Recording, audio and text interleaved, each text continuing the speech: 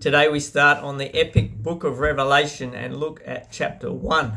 The amount of times through all my 20 odd years of ministry when I've heard people say, what shall we do for our small group? What shall we study? People say, Revelation, I'd like to do Revelation. I've never done that, and the people who've had any Bible training whatsoever are like, no, that's so difficult. But the normal Christian's like, yeah, it's so interesting.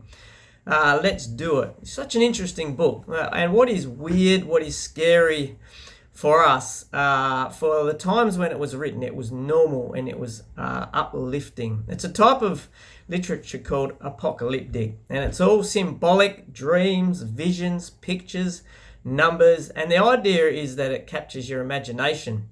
And just an important point, it is the book of Revelation. It's not Revelations. It's one revelation. It says that in verse 1. Anyway, what's happening? John is in exile. Christianity has been outlawed, and Rome is in control. And Christians are feeling weak. They're feeling powerless. And it's often in these times here in other parts of the Bible that this type of writing comes to the fore. The word revelation in the Greek is apocalypsis. It's apocalyptic writing.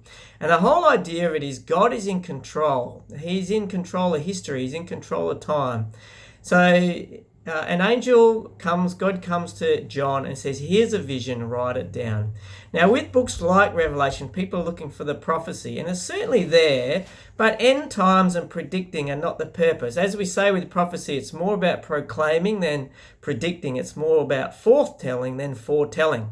Anyway, what's in chapter 1?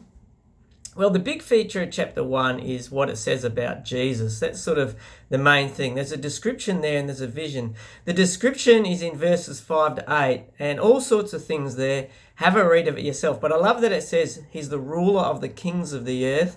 I love that it says about Jesus, he's the Alpha and Omega, the beginning and the end. Now, this is a different Jesus to the Gospel of John that John talks about there. This is a Jesus of history, the big picture Jesus who's in control. And then there's a vision, and now we're really stepping into the style of writing, and I love it. Here's a vision of Jesus, and it says there, he had white hair and blazing eyes, and he had voice like the rushing waters. This is a powerful Jesus. And then these beautiful words in verse 17, 18, where it says, do not be afraid. I am the first and the last. I am the living one. I was dead, and now look, I am alive forever and ever, and I hold the keys to death and Hades. This is what we look for in Revelation, not predicting what's going to happen in the future end times, but look for the imagery, look for the pictures and see what it has to say to us. And with chapter 1, look at what it says about who Jesus is for our time, for your time, for what's going on in our lives. God bless. Enjoy.